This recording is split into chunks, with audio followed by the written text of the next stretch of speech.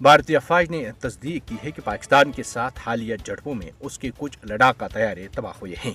शिकस्त खुर्दा भारतीय फौज ने यह भी कहा कि 4 रोज़ा तनाज़ा कभी भी एटमी जंग के करीब नहीं पहुंचा।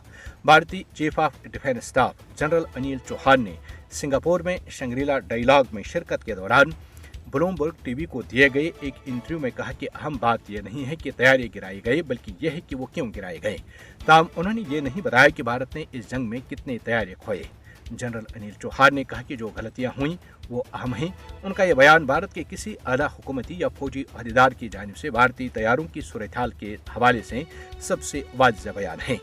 जनरल अनिल चौहान ने अमेरिकी सदर डोनाल्ड ट्रंप के उस दावे पर तबसरा करने से इनकार किया कि अमेरिका ने एटमी जंग को रोकने में मदद दी। ताहम उन्होंने कहा कि यह बहुत बड़ा चढ़ाकर पेश किया गया है कि कोई भी फरीक एटमी हथियारों के इस्तेमाल के करीब पहुंचा था। जनरल अनिल चौहान ने कहा कि मेरी ज़ाती राय में रिवायती फौजी कार्रवाइयों और एटमी जंग के दरमियान काफ़ी फासला होता है। पाकिस्तान के साथ राब्ते के ज़राया हमेशा खुले रहे ताकि हालात को काबू में रखा जा सके और तसादुम की शिद्दत कम करने के लिए कई दरमियानी इकदाम मुमकिन थे। याद रहे कि कबल अज़ीं एक सीनियर बीजेपी रहनुमा सुब्रमण्यम स्वामी ने इतराफ़ किया कि पाकिस्तान ने राफेल समेत भारतीय फ़ज़ाई के 5 तैयारों को मार गिराया। उन्होंने एक पॉडकास्ट इंटरव्यू में कहा कि भारतीय तैयारों को फ़ज़ाई लड़ाई में शिकस्त हुई क्योंकि पाकिस्तान ने चीनी साख्ता लड़ाका तैयारे इस्तेमाल किए जो भारत के ज़ेर इस्तेमाल फ्रांसीसी साख्ता तैयारों से बेहतर हैं।